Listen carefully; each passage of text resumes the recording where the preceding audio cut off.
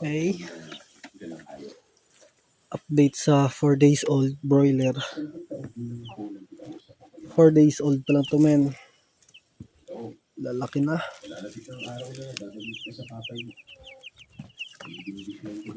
May kukunin pala tayong 10 piraso bukas sa tropa natin. Bigay sa atin 10 pirasong broiler din. Ito nasa 20 heads lang to eh. Tapos bukas kukunin natin yung 10 piraso. Update ko kayo. Sasama ko dito. Magkasabay lang sila nun eh.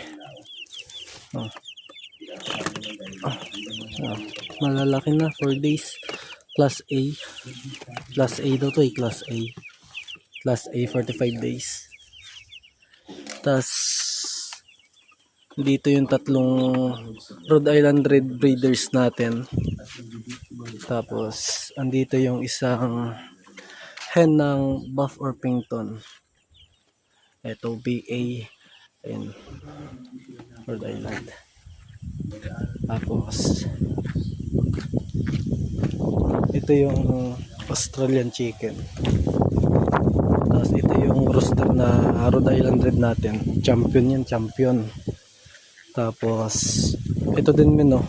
Buff Orpington, champion din.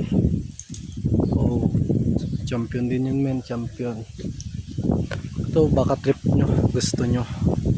Ang ganda to, sulit. Pogi, gustiso. Start na tayo breeding season na.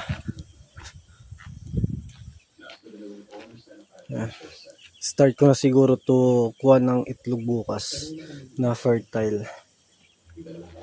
Ito eh, nakapag-ipon na rin ako eh.